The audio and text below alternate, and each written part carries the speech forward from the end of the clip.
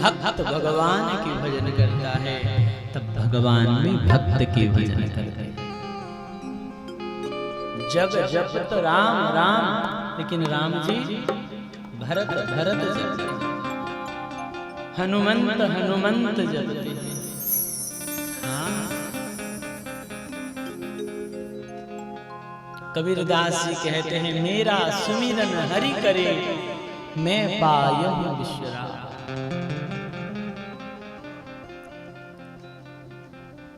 कबीर जी के रोम रोम से नाम प्रकट हो रहा था, श्वास श्वास से प्रकट हो रहा था। शांत गंभीर बैठे थे, किसी ने कहा कि राम राम नहीं जपते हो कबीरदास जी। कबीरदास जी बोले अब हम जपना बंद कर दिए। क्यों? क्योंकि मेरा सुमिरन हरि करे। अब राम जी जपते हैं कबीरदास कबीरदास कबीरदास, मेरा सुमिरन हरि करे, मैं पायूं विश्राम। कहने का भाव ये है, जो अपनी श्वास श्वास से प्रभु का भजन करता है, प्रभु भी उसी का भजन करते हैं। ये यथा माम प्रपद्यन्ते तां तथैव भजाम्यहम्। जाके रही भावना जैसी, और प्रभु मूर्ति तिन देखी तैसी। भगवान अपने भक्तों का भजन करते हैं।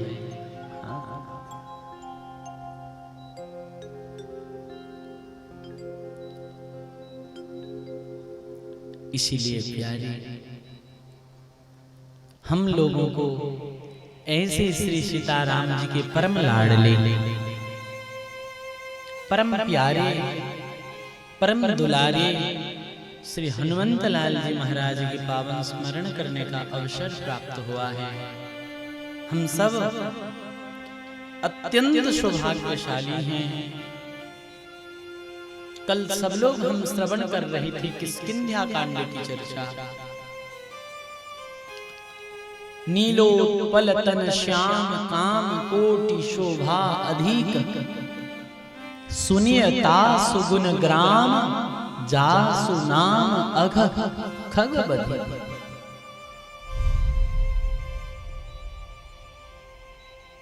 हनुमान जी ने विशाल काय रूप धारण कर सिंह जैसे गर्जना करी।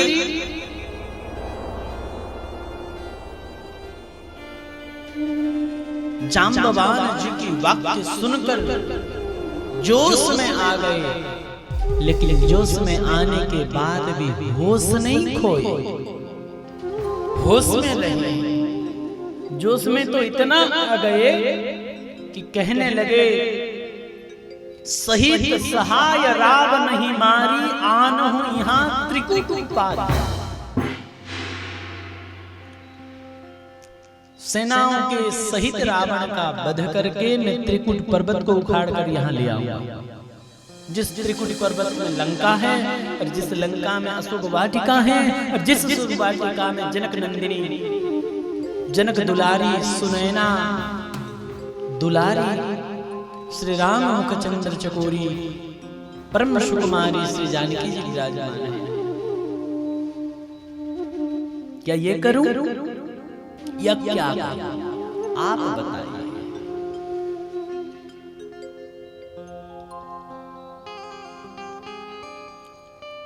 आप यष्ट हैं, श्रेष्ठ हैं, वयोवृद्ध हैं,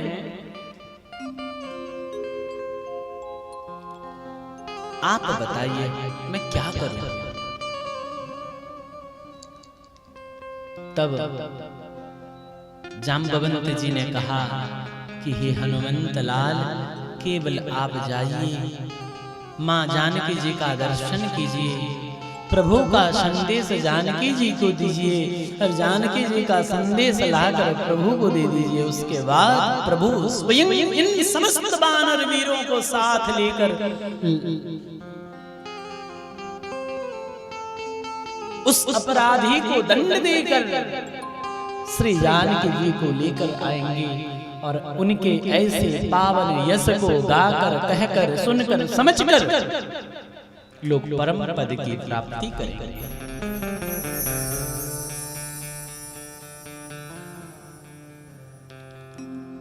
यहीं पर किष्किंध्या कांड की विश्राम हुई है और अब सुंदर कांड की प्रारंभ होंगे।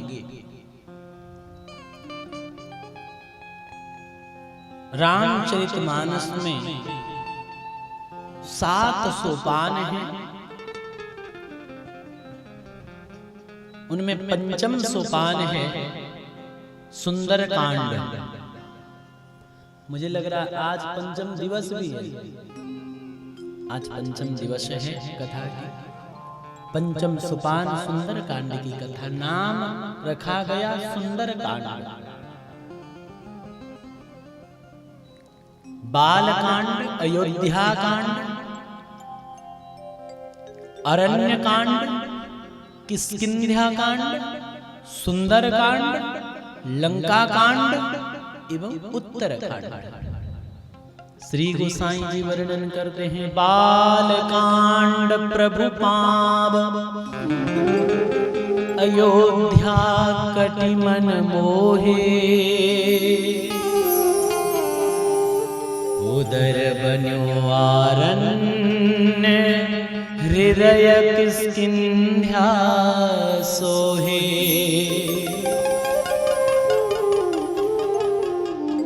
सुंदर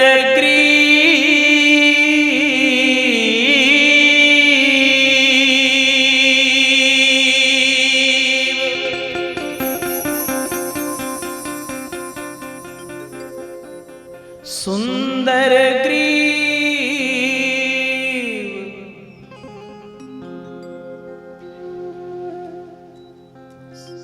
बालकांड भगवान के चरण हैं। अयोध्या कांड भगवान के कटि प्रदेश हैं, कमर हैं।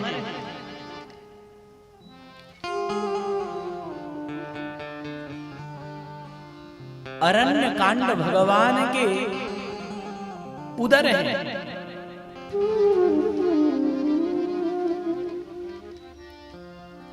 उदर क्यों? क्योंकि अरण्य कांड में संतों की चर्चा हुई है, महात्माओं की चर्चा हुई है और भगवान संतों को पालन करने के लिए परित्राणाय साधूनां अवतार लेते हैं। अरण्य कांड भगवान के उदर है और किष्किंध्या कांड भगवान श्री रघुनाथ जी के हृदय है। हृदय किष्किंध्या सोहे। क्यों? क्योंकि किष्किंध्या कांड में ही श्री हनुमंत लाल जी का मिलन हुआ है। हनुमान जी को अपने हृदय से लगाए हैं, इसलिए किष्किंध्या कांड श्री राम जी के हृदय है। और सुंदर ग्रीव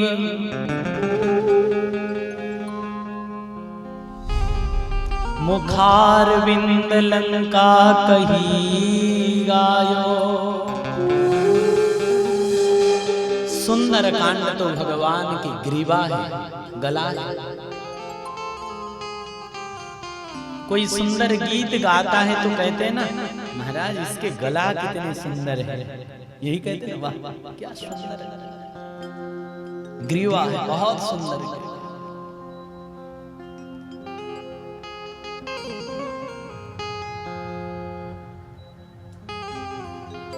सुंदर ग्रीव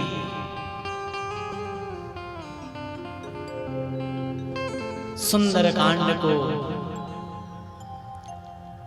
आप प्रेम से गान कर सकते हैं।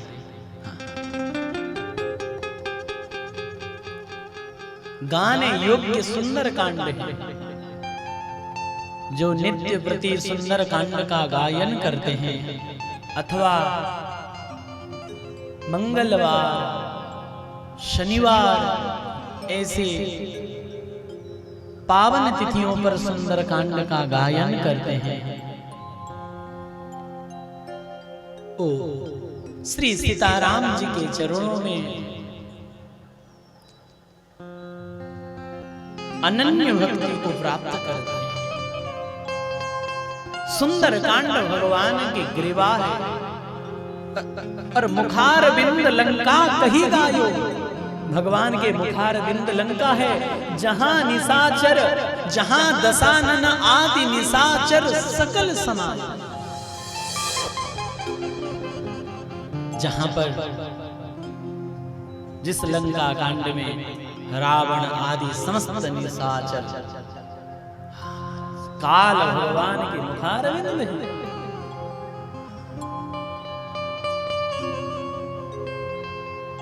अर मस्तक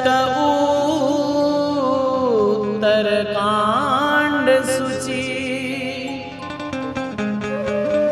यही विधि तुलसीदास भन। आदि अंत लो देखिए श्रीमन मानस रामतन। उत्तरकांड भगवान के मस्तक है, तो बालकांड से उत्तरकांड तक ये संपूर्ण श्री सीताराम जी के स्वरूप हैं। हाँ, राम जी के विग्रह है ये रामचरितमानस। ये दिव्य ग्रंथ को आदर पूर्वक अपने घर में संभल कर रखना चाहिए।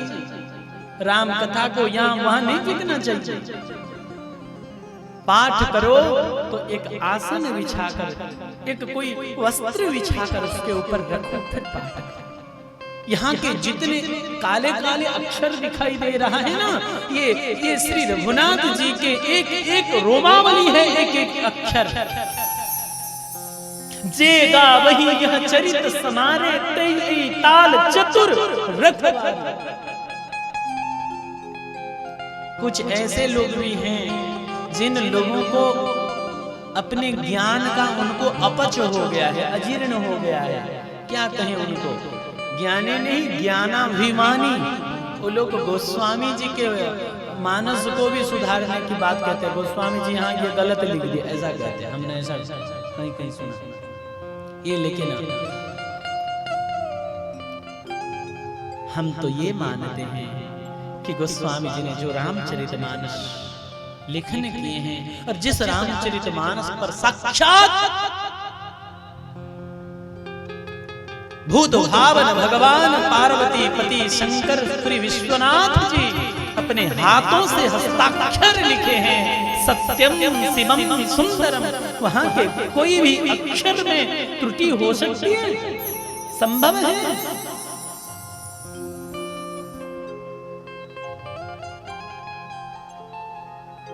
एक एक अक्षर ठाकुर जी की रोमावली है प्यारे, इसे संभल कर प्रेम से गाना चाहिए।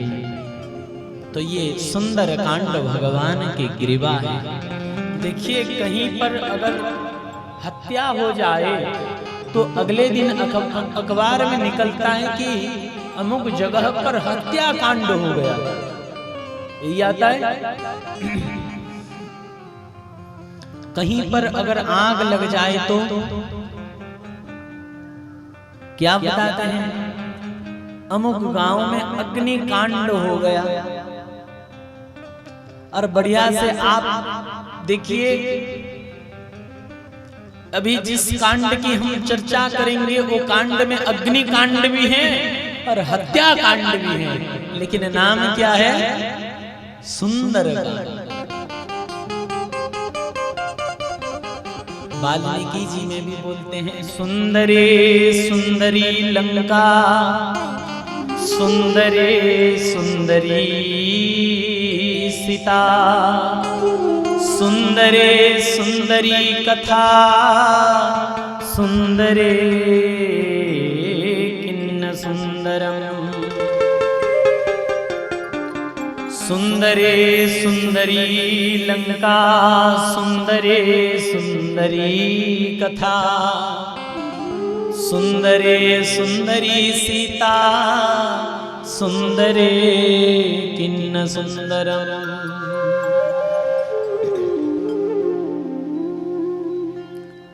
और मानस जी में भी सुंदर कांड में सुंदर शब्द 8 थर व्यवहार हुआ है, 8 बार सुंदर शब्द। कारण क्या है?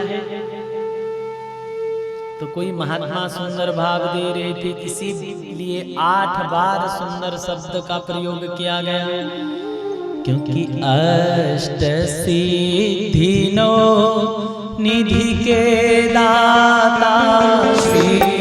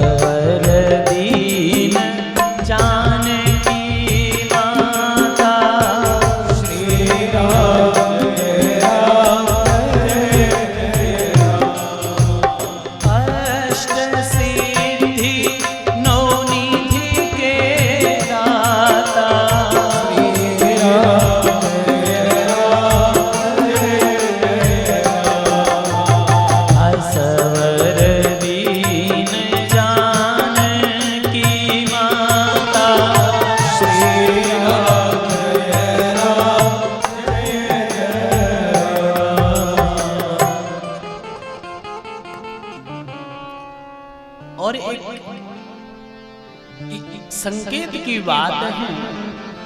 सुंदर कांड की प्रथम अर्धाली जाम्बवंत के वचन सुहाए। कितने अक्षर हैं? जाम्बवंत के वचन सुहाए 11 अक्षर। और सुंदर कांड की अंतिम अर्धाली, संपूर्ण अंतिम अर्धाली, चरण बंदी पाथोधी सिधावा, ये भी 11 अक्षर। गोस्वामी जी संकेत कर कह रहे हैं, जिस सुंदर कांड साक्षात हनुमान जी के स्वरूप हैं, जिस सुंदर कांड में हनुमान जी महाराज का पावन चरित्र विराजमान है, वो हनुमान जी महाराज और कोई नहीं, साक्षात एकादश रुद्र है।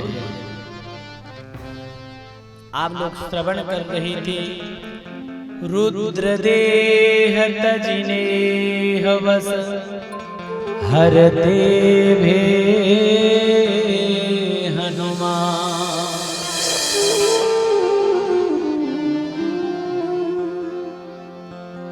एकादश रुद्र है। जब राम जी की सेवा करने के लिए सभी देवता स्वरूप धारण कर अवतार लेने लगे, भगवान शंकर मन में विचार किए कि अगर मैं 10 रुद्र में से किसी स्वरूप में अवतार लूं और अवतार लेकर जब मैं लंका में आग लगाऊंगा, लंका का सर्वनाश करूंगा, तो रावण कह सकता है कि अरे भोले बाबा वाह, मैं अपने 10 मस्तक काट कर 10 रुद्र की को प्रसन्न किया और आपने मेरे लंका में आग लगा दिया। ये कह सकता था रावण, क्योंकि रावण अपने 10 मस्तक काट कर 10 रुद्र को प्रसन्न कर चुका था।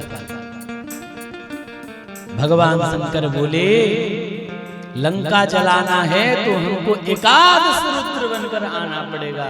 इसीलिए भोले बाबा एकादश रुद्र स्वरूप में श्री हनुमान जी बने हैं, हनुमान जी के रूप में आए हैं।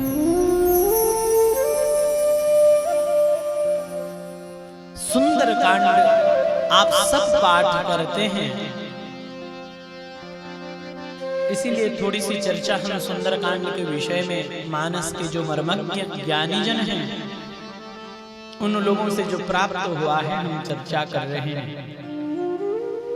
बाल कांड, अयोध्या कांड, अरण्य कांड, किष्किंध्या कांड आदि आदि में श्लोक के बाद प्रारंभ में पहले श्लोक है और श्लोक के बाद या तो दोहा है या तो सोरठा है। आप दर्शन कीजिएगा, श्लोक के बाद या तो दोहा है या तो सोरठा है। लेकिन सुंदर कांड में श्लोक के बाद सीधा चौपाई, इसका भी संकेत है। क्या संकेत है? ये जो दोहा और सोरठा है ये विश्राम की चिन्ह है। कुछ चौपाई का गान हुआ उसके बाद एक दोहा, फिर कुछ चौपाई का गान हुआ या तो दोहा या तो सोरठा आते हैं। तो दोहा और सोरठा ये विश्राम के चिन्ह हैं। लेकिन श्लोक के बाद सीधा चौपाई ये हनुमान जी महाराज के सिद्धांत हैं। क्योंकि हनुमान जी महाराज के सिद्धांत क्या है? राम काज किन्हीं बिन मोहि कहाँ विश्राम।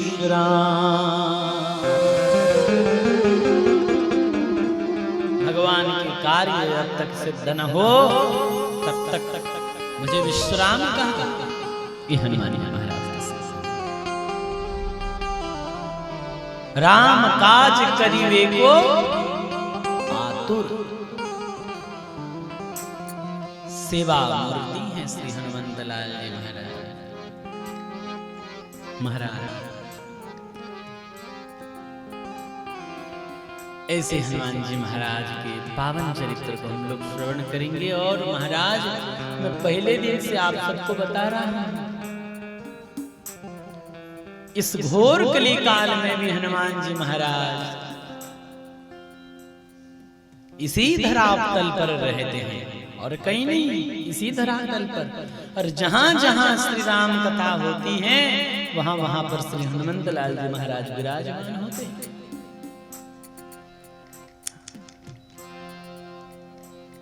हम लोग ये दोष भरी दृष्टि से देख नहीं पाते, ये अलग बात है। कैसे दिखाई देंगे? बोले श्री राधा वल्लभ लाल को निरखी नयन हरिवंश। भगवान के दर्शन तभी होगा जब हम अपने इस नेत्र से नहीं, अपने आचार्य के नेत्र से, अपने गुरुदेव के नेत्र से देखें तब।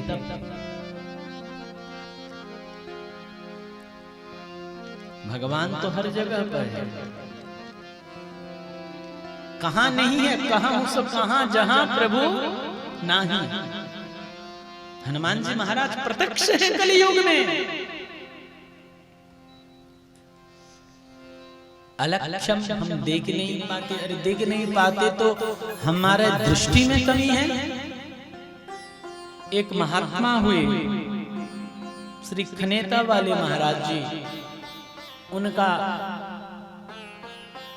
शुभ नाम था श्री विजय रामदास जी महाराज।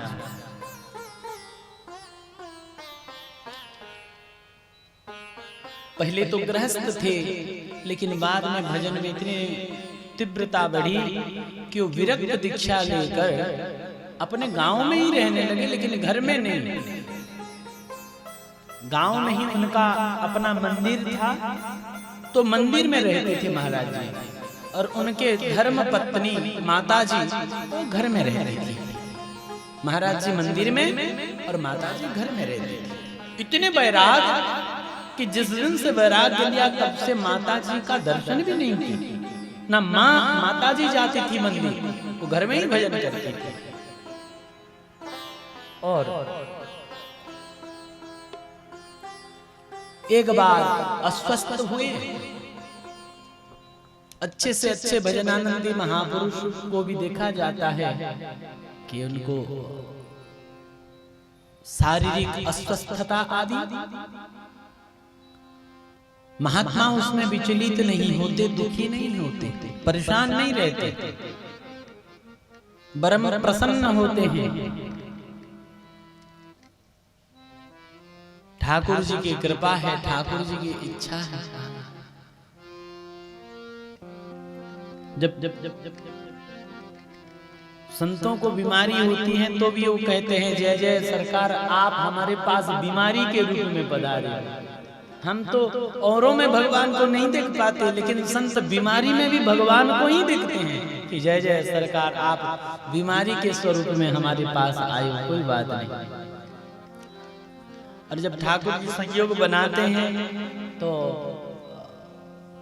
ठाकुर जी जब बीमारी के रूप में आते हैं तो औषधि का भोग लगाते हैं।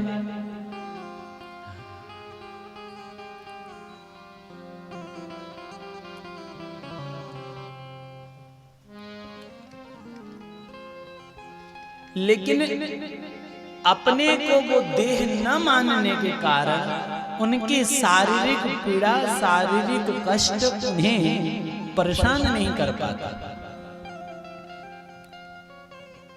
प्रसन्न रहते हैं सर।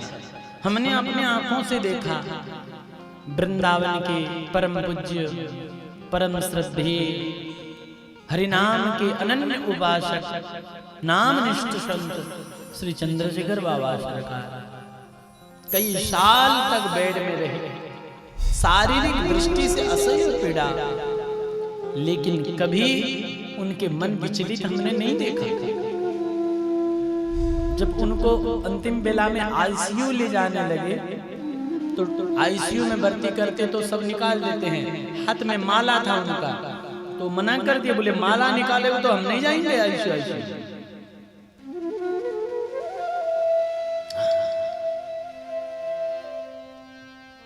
जब निकुंज में प्रवेश हुआ उनका, तो भी उनके जो सेवा में उनके शिष्य जन थे वो बताते हैं, हमको बता रहे थे महाराज हाथ का मुद्रा भी ऐसे ही था, ऐसे था। जब उन्होंने शरीर जोड़ा ऐसे था, हरदम भजन में डूबे रहे। हमने तो ये अपने आंखों से देखा है, उनके निकट जाकर वो सोए हुए हैं, नींद में सोए हुए हैं और माला चल रही है, इतनी अभ्यास, मुख से कुछ शब्द निकल रहा है।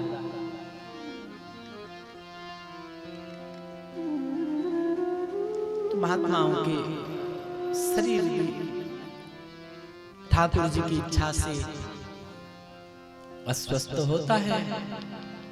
तो महाराज जी जब अस्वस्थ हुए श्री विजय रामदास जी, तो उनके प्रेमी जनों ने अस्पताल ले गए। निकट में शहर था, शहर के अस्पताल को ले गए। अस्पताल था ईसाइयों की, मिशन कहते हैं ना उसको, मिशन, ईसाइयों की अस्पताल था, क्रिश्चियन लोगों की। वहीं पर भर्ती किए, बेड में थे। तो मिलने के लिए लोग संतों के पास तो जाते ही हैं, कुछ प्रेमी वहां भी मिलने के लिए पहुंच गए। और जब पहुंच गए तो संत इधर उधर की चर्चा करते नहीं है, सत्संग की चर्चा सुनाने लगे। उन दिनों आश्रम में सत्संग में चल रहा था कि ईश्वर सर्वभूतानां हृदयेर्जुन तिष्ठति, ईश्वर सबके हृदय में निवास करते हैं, सबके हृदय में ईश्वर हैं। इस बात के ऊपर प्रवचन कर रहे थे, बेड में लेटे लेटे। तब वहां पर एक ईसाई डॉक्टर उपस्थित था। उसने तुरंत महाराज जी को टोक दिया, बोले ओ महात्मा जी,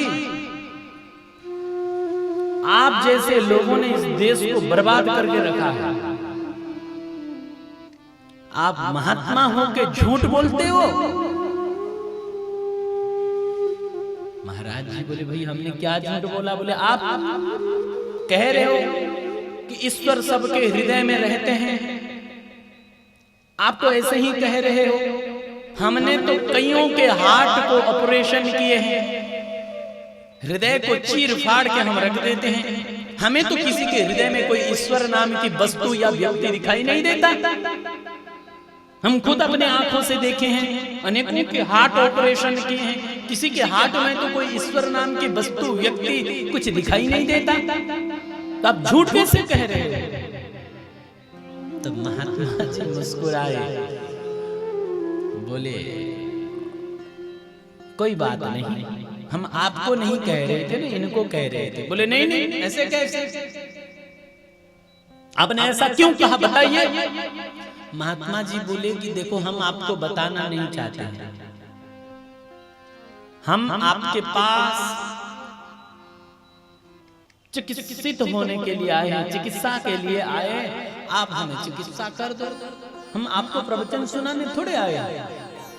बोले नहीं नहीं नहीं, ऐसा नहीं हो सकता, हम चिकित्सा तो आपका करेंगे, लेकिन आपको बताना पड़ेगा कि आपने कैसे कह दिया कि ईश्वर सबके हृदय में रहते हैं। कौन है ईश्वर, कैसे रहते हैं? अब पीछे पड़ गया महाराज वो डॉक्टर।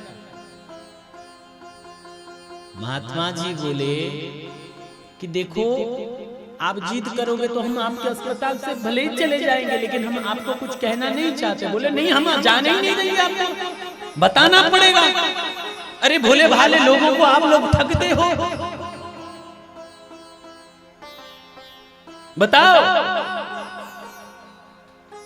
ठीक इसी समय नर्स महाराज जी की रिपोर्ट, ब्लड रिपोर्ट लेकर आया और डॉक्टर को बताने लगा कि बाबा जी के ब्लड में इतने पॉजिटिव, क्या कहते हैं, जीवाणु होते हैं ना, पॉजिटिव जीवाणु, नेगेटिव जीवाणु कुछ होते हैं ना, मलेरिया की, अमुक की, तो ब्लड में, इनके ब्लड में इतने पॉजिटिव जीवाणु है, नेगेटिव, क्या क्या कह रही है? महात्मा जी पूछे डॉक्टर को, ये नर्स क्या कह रही है? बोले अरे महात्मा जी, आपके ब्लड में इतने पॉजिटिव जीवाणु है, इतने नेगेटिव जीवाणु है, ये सब बता रही है। बोले झूठ कह रही है। महात्मा जी बोले कि ये झूठ कह रहे हैं। अरे हम शुद्ध सात्विक फलाहारी महात्मा, भगवान को भोग लगाकर पाने वाले, हमारे रक्त में कीटाणु क्यों होगा?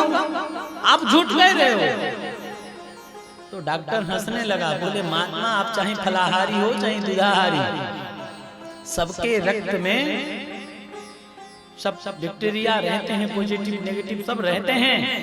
बोले हम नहीं मानते, हम विश्वास नहीं करेंगे। बोले कैसे विश्वास करो? बोले हमको दिखाओ।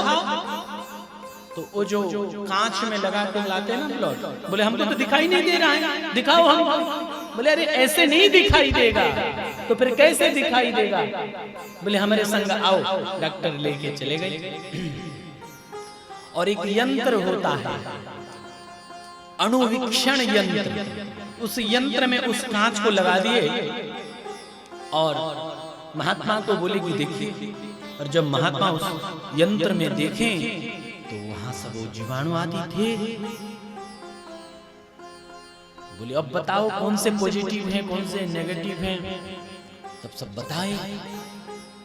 महात्मा बोले ओ हाँ, है तो सही।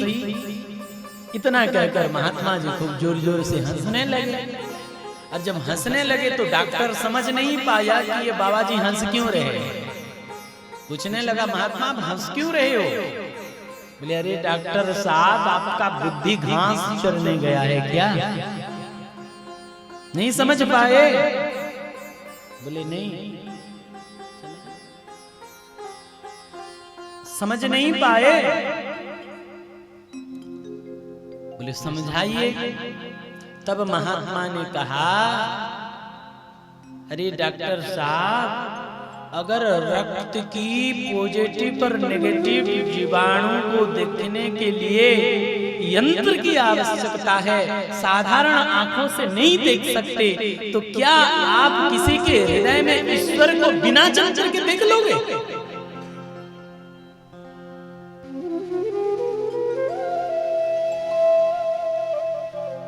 आप कहते हो हमको किसी के हृदय में ईश्वर नाम की कोई चीज दिखाई नहीं दिया।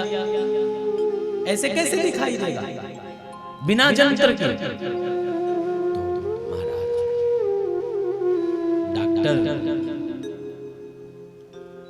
मन में विचार किया, बात तो महात्मा सही कह रहे हैं भाई, अगर रक्त की कीटाणु अगर खाली आंखों से न दिखे तो ईश्वर कैसे दिखेंगे, जो कि अणोरणीयान महतो महियान है, वो कैसे दिखेंगे।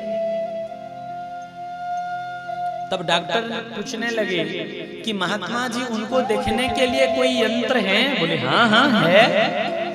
क्या है वो यंत्र? महात्मा बोले उस यंत्र का नाम है श्री राम वीक्षण यंत्र। राम वीक्षण यंत्र? बोले हाँ, राम वीक्षण यंत्र। बोले फिर हमको दिखाओ। महात्मा बोले देखो, आपको ये अणुवीक्षण यंत्र में पॉजिटिव कीटाणु, नेगेटिव कीटाणु, ये सब देखने के लिए क्या करना पड़ा? बोले अरे हमने पहले स्कूल में पढ़ाई किया, फिर हाई स्कूल में पढ़ाई किया, फिर कॉलेज में पढ़ाई किया, फिर मेडिकल की पढ़ाई किया, फिर उसके बाद हमको सब ज्ञान हुआ कि कौन से पॉजिटिव हैं, कौन से नेगेटिव हैं। महात्मा बोले तो ऐसे ही श्री राम वीक्षण यंत्र में ईश्वर को देखने के लिए पहले आपको पढ़ाई करना पड़ेगा।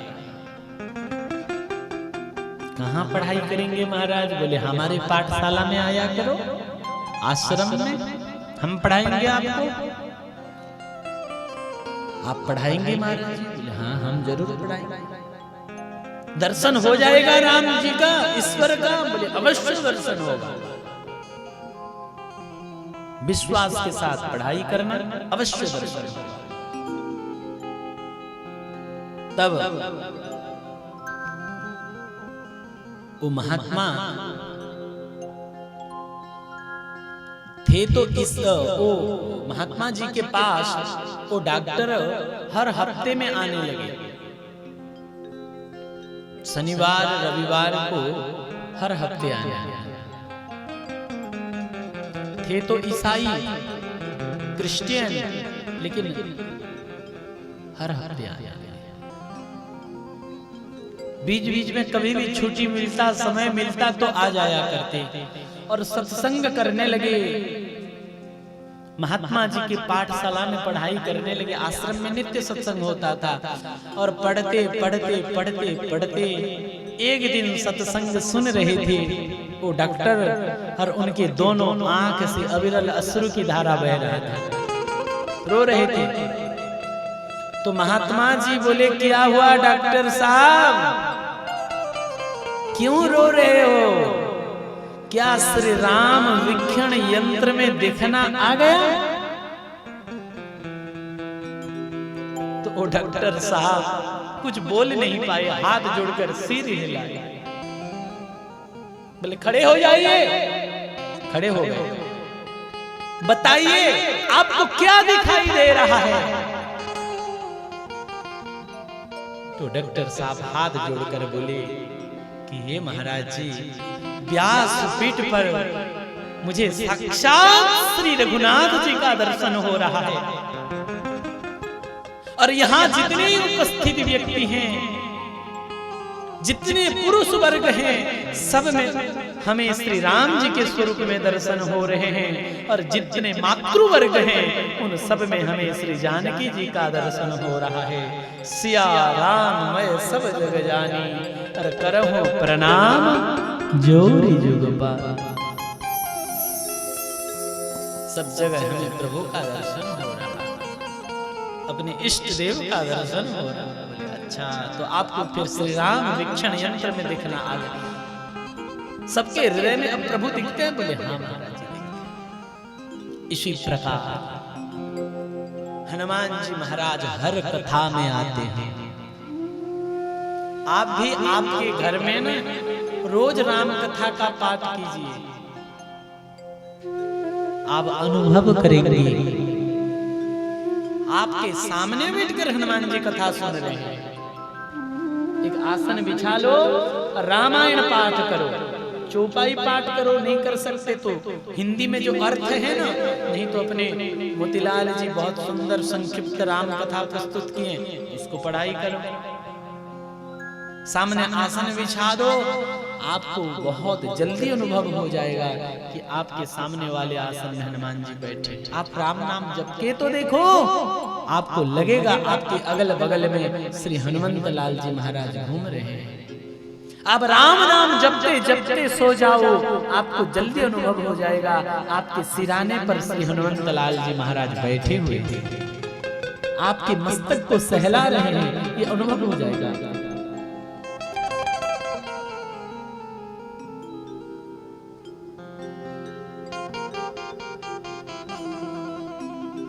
नहीं तो महाराज श्री हनुमंत लाल जी महाराज कथा में न पधारते, उनकी कृपा न होती तो इस संसार में ऐसे कौन से विद्वान हैं, कौन से कवि हैं, कौन से मनीषी हैं जो भगवान के चरित्र को गा पाते।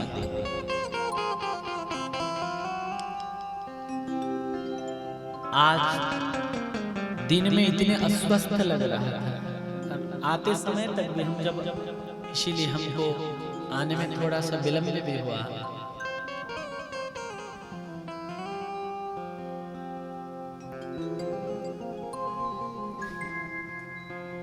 कि हम स्वयं भी ये नहीं विश्वास कर पाते कि हम 4 घंटा बैठ के कथा कह पाएंगे, लेकिन आते हैं तो 8 बजे तक कथा होती है। बात तो ये सच्ची है कि ये तो यंत्र है, यंत्री तो यहाँ बैठे हैं, ये यंत्र है और इस यंत्र की जंत्री ये है, प्रभु है हनुमान जी महाराज। इस शरीर को माध्यम बनाकर वो कहलवा रहे हैं, ये हृदय का अनुभव किया हुआ सत्य है। हमारे सामर्थ्य नहीं है कि हम कुछ कह सके, कुछ कहने सुनने योग्य हम हैं, हम ऐसा नहीं मानते। करने कराने वाले तो वही है।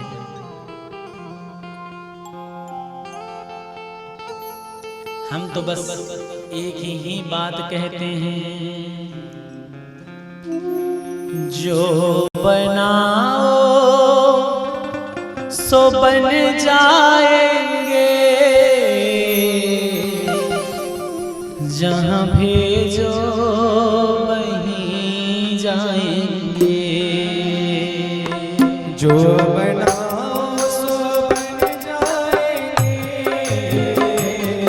जहां भेजो वहीं जाएंगे।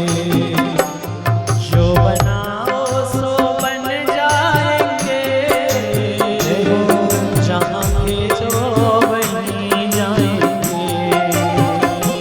जो बनाओ सो बन जाएंगे, जहां भेजो वहीं जाएंगे। जिस देश में रहे, जिस देश में रहे, जिस देश में रहे, जिस देश में रहे, जिस देश में रहे, जिस देश में रहे, जिस देश में रहे, जिस देश में रहे। पर तुम्हारे ही कहलाएंगे, जहाँ भेजो वहीं जाएंगे। जो बनाओ सो बन जाएंगे, जहाँ भेजो वहीं जाएंगे।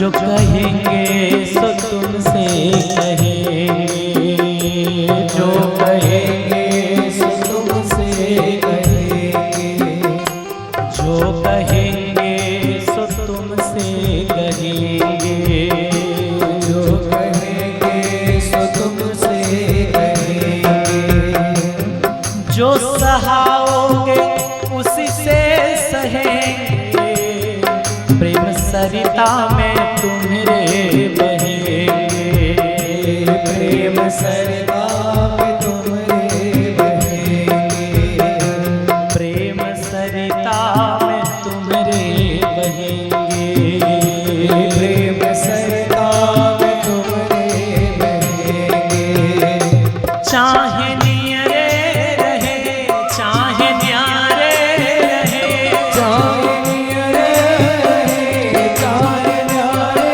रहे, चाहे नियरे रहे चाहे न्यारे रहे, चाहे नियरे रहे चाहे न्यारे रहे, चाहे नियरे रहे चाहे न्यारे रहे, चाहे नियरे रहे चाहे न्यारे रहे, सदा तेरे ही गुण गाएंगे, जहाँ भेजो वहीं जाएंगे, जो बनाओ सो बन जाएंगे, जहाँ भेजो वहीं जाएंगे।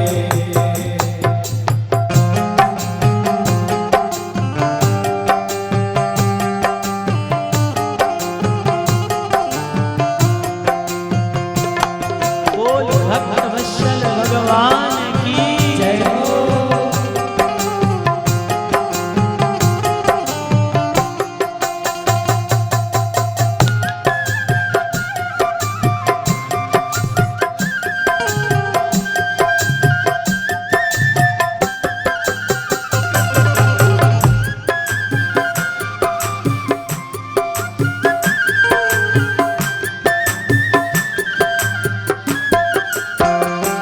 मेरी डोरी प्रभु तेरे घर में, चाहे जंगल में रख लो या घर में, चाहे जंगल में रख लो या घर में, चाहे जंगल में रख लो लो या घर में, रखना बस नाथ अपनी नजर में। प्यारे आप हमें जहां भी रखो, जंगल में रखो चाहे घर में रखो, वृंदावन अयोध्या पुरी में रखो, यहाँ पटनागढ़ बेलपाड़ा काटाबाजी में रखो,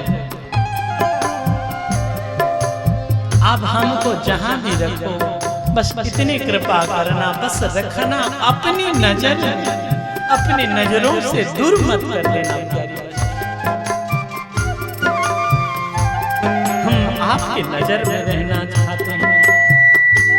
तेरा नाम सुमर तेरे ही याद कर, तेरा नाम सुमर तेरा ही याद कर, नाम तेरा सुमर तेरे ही याद कर, नाम तेरा सुमर तेरा ही याद कर, मन को तुमसे ही बहलाएंगे, जहाँ भेजो वहीं जाएंगे,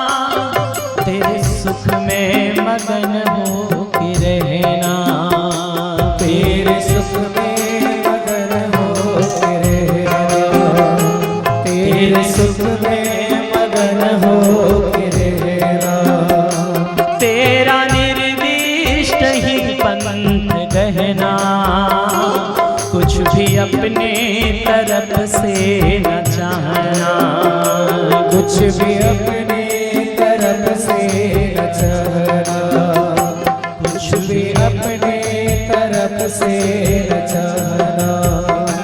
लागे तुमको सही हम करेंगे वही, लागे तुमको सही हम करेंगे वही, लागे तुमको सही हम करेंगे वही, लागे तुमको सही हम करेंगे वही। जिससे मन को तेरे भाएंगे,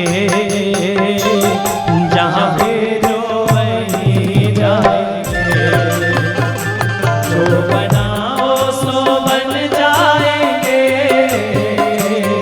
जहाँ भेजो वहीं जाएंगे, जो बनाओ सो बन जाएंगे,